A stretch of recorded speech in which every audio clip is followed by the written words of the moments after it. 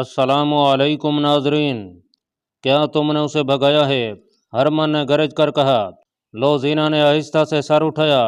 Hermann نے کہا، جھوٹ بولو گی تو میں تفتیش کر کے ثابت کر دوں گا کہ اسے تم نے فرار میں مدد دی ہے۔ نہ آپ کو تفتیش کی ضرورت ہے، نہ مجھے جھوٹ بولنے کی ضرورت ہے۔ لو زینا نے کہا، میری زندگی ایک شہانہ جھوٹ اور میرا وجود ایک خوبصورت دھوکہ ہے۔ اپنے روح کی نجات کے لیے میں سچ بول کر مر رہی ہوں۔ اس کی آواز میں غنودگی تھی جو بڑھتی چلی جا رہی تھی۔ وہ اٹھی تو اس کی ٹانگیں لڑکھڑائیں۔ اس کے قریب ایک گلاس پڑا تھا جس میں چند قطرے پانی تھا۔ اس نے گلاس اٹھا کر ہرمن کی طرف بڑھا کر کہا، میں اپنے آپ کو سزائے موت دے رہی ہوں۔ اس گلاس میں پانی کے چند قطرے گواہی دیں گے کہ میں نے اپنے ناپاک جسم کو سزائے موت اس لیے نہیں دی کہ اپنی قوم سے غداری کی اور دشمن کو قید سے بھگا دیا ہے، بلکہ میرا جرم یہ تھا کہ میں ان انسانوں کو دھوکہ دینے گئی تھی جن کے ہاں کوئی دھوکہ اور فریب نہیں۔ ان میں 4 انسانوں نے میری عزت بچانے کے لیے، جو میرے پاس تھی ہی نہیں، 10 ڈاکوؤں کا مقابلہ کیا۔ پھر ایک انسان نے مجھے اپنا جسم کٹوا کر ڈاکوؤں سے چھینا۔ مجھے نیکی اور بدی، محبت اور نفرت کا فرق معلوم ہو گیا تھا۔ میں سچ بول کر مر رہی ہوں۔ یہ پرسکون موت ہے۔ وہ گرنے لگی تو ہرمن نے اس کے ہاتھ سے گلاس لے کر اسے تھام لیا۔ لوزینا نے اپنے جسم کو جھٹکا دیا اور ہرمن کے بازوں سے نکل کر پرے ہو گئی۔ اونگتی ہوئی آواز میں بولی، میرے جسم کو ہاتھ نہ لگاؤ، یہ اب تمہارے کام کا نہیں رہا۔ اس زہر نے اس میں سچ داخل کر دیا ہے۔ تمہیں ناپاک جسموں کی ضرورت ہے۔ میں نے اسے بھگایا ہے۔ اسے میں نے 20 روز چھپائے رکھا تھا۔ اسے میں نے فرنانڈیز کی وردی چرا کر پہنائی تھی۔ اسے میں نے گھوڑا دیا تھا۔ میں اس کے ساتھ نہیں جا سکتی تھی۔ میں اس کے بغیر رہ بھی نہیں سکتی تھی، اس لیے میں نے زہر پی لیا۔ اگر تم مجھے پکڑ نہ لیتے تو بھی میں زہر پی لیتی۔ وہ پلنگ پر لڑے گئی۔ ہرمن کو اس کی آخری سرگوشی سنائی دی۔ اسے جب دفن کر چکے تو ایک افسر نے پوچھا، اس کا کوئی خاندان تھا تو انہیں اس کی موت کی اطلاع دے دو۔ اس کا خاندان ہم تھے، ہرمن نے جواب دیا۔ اسے 10-11 سال کی عمر میں کسی قافلے سے اغوا کر کے لائے تھے۔ ناظرین، صلاح الدین ایوبی کی فوج کو کوچ کیا تیسرا دن تھا۔ صلیبیوں نے اسے راستے میں روکنے کے لیے فوج بھیج دی تھی۔ حملہ چونکہ کرک پر آ رہا تھا، اس لیے صلیبیوں نے شوبک سے زیادہ تر فوج کرک بھیج دی تھی۔ اس کا ایک حصہ شام کی طرف بھیج دیا گیا تھا تاکہ نور الدین زنگی مدد کے لیے آئے تو اسے کرک سے کچھ دور روکا جا سکے، اور اس فوج کا کچھ حصہ سلطان ایوبی کو راستے میں روکنے والی فوج کو دیا گیا تھا۔ سلطان صلاح الدین ایوبی نے اپنی فوج کو 3 حصوں میں تقسیم کر کے کوچ کرایا تھا اور تینوں کو دور دور رکھا تھا۔ وہ جب اس مقام پر پہنچ گیا جہاں صلیبیوں سے ٹکر ہونی چاہیے تھی، اس نے تینوں حصوں کے کمانڈروں اور ان کے ماتحت کمانڈروں کو اپنے خیمے میں بلایا۔ ہم اس مقام پر آ گئے ہیں جہاں راز فاش کر دینا چاہیے۔ سلطان ایوبی نے کہا، تم شاید حیران ہو رہے ہوگے کہ میں تمہیں یہ بتا رہا ہوں کہ میں کرک پر حملہ کروں گا، مگر میں تمہیں کسی اور طرف لے آیا ہوں۔ میں کرک پر حملہ نہیں کر رہا، ہماری منزل شوبک ہے۔ ایک سوال تم سب کو پریشان کر رہا ہے کہ میں نے ان 3 جاسوسوں کو، جن میں ایک عالم تھا اور 2 لڑکیاں، کیوں رہا کر دیا تھا اور انہیں محافظ کیوں دیے تھے؟ اس سوال کا جواب سن لو۔ میں نے انہیں اپنے ساتھ والے کمرے میں بٹھا کر درمیان کا دروازہ کھلا رکھا اور علی بن سفیان اور 2 نائبین کو یہ بتانا شروع کر دیا کہ میں فلاں تاریخ کو کرک پر حملہ کر رہا ہوں۔ میں جانتا تھا کہ جاسوس سن رہے تھے۔ میں نے ان کے کانوں میں یہ بھی ڈالا کہ میں صلیبیوں سے کھلے میدان کی جنگ سے ڈرتا ہوں۔ اس قسم کی باتیں ان کے کانوں میں ڈال کر انہیں رہا کر دیا اور انہیں محافظ دیے تاکہ وہ صحیح و سلامت شوبک پہنچ جائیں۔ مجھے اطلاع ملی ہے کہ راستے میں ایک حادثہ ہو گیا ہے۔ ڈاکوؤں نے 3 محافظوں اور ایک لڑکی کو مار ڈالا ہے۔ چوتھا محافظ کل رات شوبک سے واپس آ گیا ہے۔ وہاں ہمارے جو جاسوس ہیں انہوں نے اطلاع دی ہے کہ عالم جاسوس زندہ شوبک پہنچ گیا تھا، جس نے میرا دھوکہ کامیاب کر دیا ہے۔ صلیبیوں نے اپنی فوج میری مرضی کے مطابق تقسیم کر دی ہے۔ اس وقت تمہاری فوج کا بائیں والا حصہ صلیبیوں کی بہت بڑی فوج کے بائیں پہلو سے 4 میل دور ہے۔ اس نے بائیں حصے کے کمانڈر سے کہا، آج سورج غروب ہونے کے بعد تم اپنے تمام گھڑ سوار دستے سیدھے آگے 2 میل لے جاؤ گے۔ وہاں سے اپنے بائیں کو ہو جانا، 4 میل سیدھا جانا، پھر بائیں کو جانا، اور 2 میل پر تمہیں دشمن آرام کی حالت میں ملے گا۔ حملہ کرنا تم جانتے ہو، یہ تیز حملہ ہوگا۔ راستے میں جو کچھ ہے اسے کچلتے ہوئے نکل آؤ اور اپنے اسی جگہ پر آ جاؤ جہاں سے چلے تھے۔ دوسرا حصہ شام کے بعد سیدھا آگے بڑھے گا، 8-9 میل جا کر بائیں کو ہو جائے گا۔ تمہیں دشمن کی رسد اور قافلے ملیں گے۔ اس کے علاوہ تم دشمن کے عقب میں ہوگے दिन के वक्त दुश्मन बाएं वाले के ताक़ुब में आएगा, लेकिन तुम सामने की टक्कर नहीं लोगे। दिन को बहुत पीछे आ जाओगे, रात को फिर हमला करोगे और रुकोगे नहीं। सलेबी आगे बढ़ेंगे तो दरमियान वाला हिस्सा अकब से हमला करेगा और दुश्मन के संभलने तक बिखर जाएगा। तीसरा हिस्सा जो मेरे साथ है आज रात कूच कर रहा है, हम कल दोपहर तक शोबक का मुहासरा कर चुके होंगे। बाकी दो हिस्से सलेबियों को उन तरीकों से जिनमें तुम्हें मशक कराता रहा हूँ दुश्मन को सहरा में परेशान किए रखेंगे, उस तक रसद नहीं पहुँचने देंगे। वो जो ही पानी के चश्मे से हटेगा तुम चश्मों पर कब्जा कर लोगे। हमला हमेशा पहलू से करोगे और लड़ने के लिए रुकोगे नहीं। जाबाज दस्ते हर रात दुश्मन के मवेशियों पर आग फेंकेंगे। नाजरीन, ये 1171 ईस्वी के आखिरी दिन थे जब करक वालों को सुल्तान अयूबी के इंतजार के बाद पता चला कि शोबक जैसा अहम कला सुल्तान अयूबी के मुहासरे में आ गया है, जबकि ज़्यादातर फौज करक में इकट्ठी कर ली गई है और सहरा में भेज दी गई है। शोबक को वो कोई मदद नहीं दे सकते थे। सहरा में जो फौज गई थी मुसलमान उसका बुरा हशर कर रहे थे। सलेबियों की परेशानी यह थी कि मुसलमान सामने आकर नहीं लड़ते थे, वो गोरिल्ला और कमांडो तर्ज के हमले से उनका नुकसान कर रहे थे। उन्होंने रसद रोक ली थी, पानी पर मुसलमानों का कब्जा हो गया था। सलेबियों की ये फौज न लड़ने के काबिल रही थी, न पीछे हटकर शोबक को बचाने के लिए पहुंच सकती थी। शोबक में सलेबियों ने किले और शहर की दीवारों से तीर और बर्चियों से बहुत मुकाबला किया, लेकिन सुल्तान अयूबी के नकबजन दस्तों ने दीवारें तोड़ लीं। यह मुहासरा तकरीबन 1.5 महीना जारी रहा। आखिर सुल्तान अयूबी शोबक में दाखिल हो गया। वो सबसे पहले बेगार कैम्प में गया, जहाँ के बदनसीब कैदियों ने शुक्र के सजदे किए। सलेबियों की सहरा वाली फौज बेतरतीबी में पसपा होकर करक के किले में चली गई, जहाँ बहुत सी फौज बेकार बैठी सुल्तान अयूबी का इंतजार कर रही थी। नाजरीन, 1172 ईस्वी का दूसरा महीना गुजर रहा था। शोबक का किला तो सर हो चुका था, लेकिन शहर में भी बदनज़मी और अफरा तफरी थी। ईसाई अपने कुंभों समेत वहां से भागने की कोशिश कर रहे थे, कुछ भाग भी गए थे। उन्हें डर ये महसूस हो रहा था कि जिस तरह उन्होंने शोबक के मुसलमान बशिंदों पर जुल्म और तशद्दुद रवा रखा था, उसी तरह मुसलमान उनका जीना हराम कर देंगे। इस इंतकामी कार्रवाई से वो इतने खौफजदा हुए कि उन्होंने जब अपनी फौज को किले से भागते सुल्तान अयूबी के तीर अंदाजों के तीरों से मरते और हथियार डालते देखा तो बाल बच्चों को लेकर घरों से निकलने लगे। मुसलमान सिपाह ने उन्हें जाने ना दिया था। सलारों और कमानदारों ने अपने तौर पर हुक्म दे दिया था कि शहर से किसी शहरी को जाने ना दिया जाए। चुनाचे सिपाही भागने वाले ईसाइयों को रेगिस्तान के दूर दराज रास्तों, गोशों और टीलों के इलाकों से रोक रोक कर वापस भेज रहे थे। ये लोग दरअसल अपने और अपने हुक्मरानों के गुनाहों की सजा से भाग रहे थे। उन्होंने यहाँ के मुसलमानों को कीड़े मकोड़े बना रखा था। मुसलमानों का कैंप इसका मुंह बोलता सबूत था। सुल्तान अयूबी को इस कैंप का इल्म था। वो शोबक में दाखिल होते ही उस कैंप में पहुंचा था। एक अंदाजे के मुताबिक वहाँ 2000 के करीब मुसलमान कैद थे। ये 2000 लाशें थीं, उनसे मवेशियों की तरह काम लिया जाता था। उनमें बहुत से ऐसे भी थे जो यहाँ जवानी में लाए गए थे और बूढ़े हो चले थे। वो भूल गए थे कि वो इंसान हैं। सुल्तान अयूबी ने जब इन 2000 जिंदा लाशों को देखा तो उसके आंसू निकल आए थे। उसने कहा था, इन मजलूमों को आज़ाद कराने के लिए मैं पूरी की पूरी सल्तनत इस्लामिया को दांव पर लगा सकता हूँ।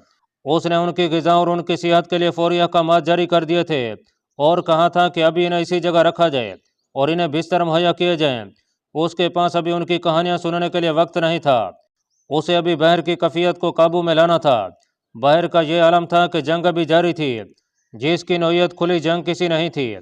सूरत यह थी कि सलेबी फौज जो सुल्तान अयूबी के धोखे में आकर करक और शोबक से दूर उस फौज को रोकने के लिए चली गई थी, वो बिखर कर पसपा हो रही थी। मुसलमान दस्ते उस पर शब खून मार मार कर और ज़्यादा बुरा हाल कर रहे थे। सुल्तान अयूबी को इत्तलाएं मिल रही थीं कि बांस झड़पों में उसके दस्ते घेरे में आकर नुकसान उठा रहे थे। ये खतरा भी था कि करक के किले में जो सलेबी फौज है वो सहरा में फंसी और बिखरी हुई अपनी फौज की मदद के लिए भेज दी जाएगी। इस सूरत हाल के लिए सुल्तान अयूबी के पास फौज की कमी थी। मिस्र से वो कुमक नहीं मंगवाना चाहता था, क्योंकि वहाँ की साजिशें दबी नहीं थीं। माजूल की हुई फातिमी खिलाफत के हामी दरपर्दा साजिशों में मसरूफ थे। सूडानी हबशी अलग ताकत जमा कर रहे थे। उन दोनों को सलेबी मदद देकर सुल्तान अयूबी के खिलाफ मुतहिद कर रहे थे। सबसे बड़ा खतरा यह था कि मुतअद्दिद मुसलमान सियासी और फौजी सरबराह भी सुल्तान अयूबी के खिलाफ दरपर्दा कार्रवाइयों में मसरूफ थे।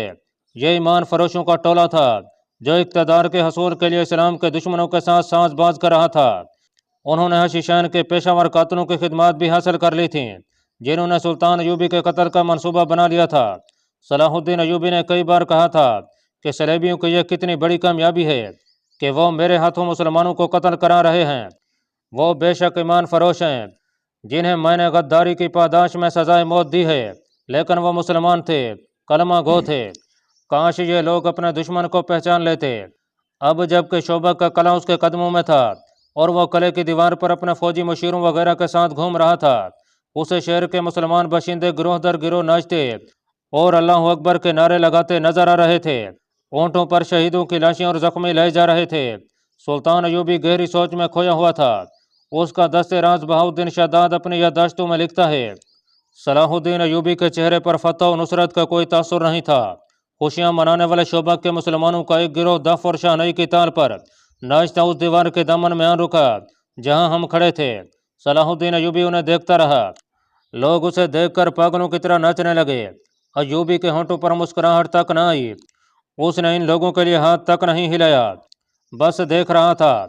سلطان نے ایک محافظ سے کہا کہ بھاگ کر جاؤ اور ان لوگوں سے کہو کہ ایسے نعرے نہ لگیں، آرام سے کہنا، ان کا دل نہ دکھانا، انہیں ناچنے دو، انہیں گانے دو، انہوں نے جہنم سے نجات حاصل کی ہے۔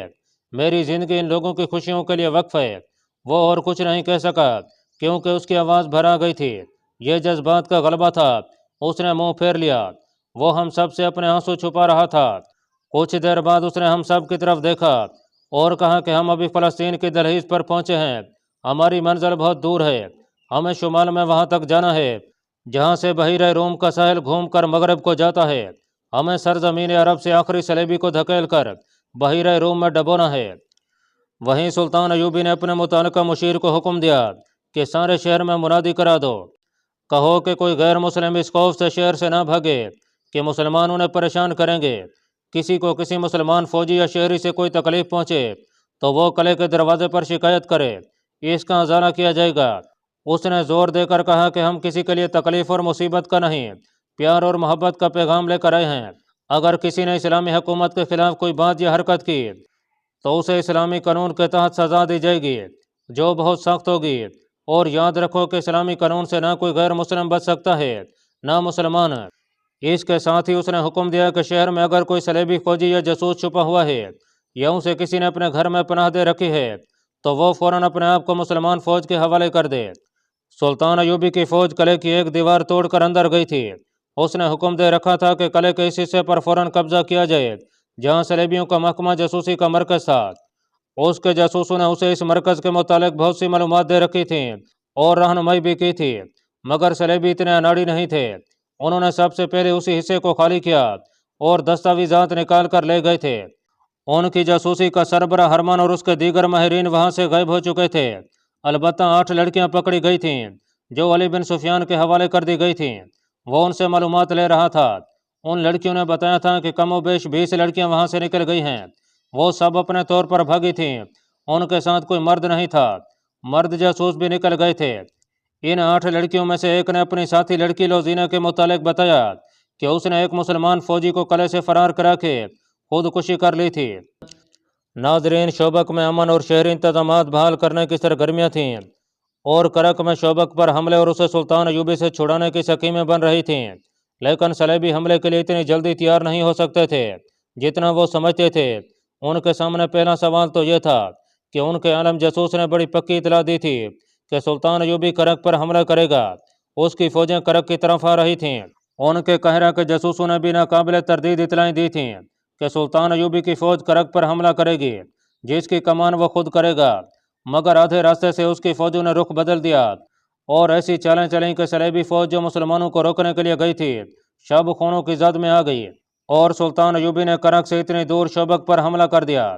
یہ سوال ایک کانفرنس میں پیش کیا گیا تھا جس میں صلیبی فوج کے اعلیٰ افسر اور صلیبی حکمران موجود تھے۔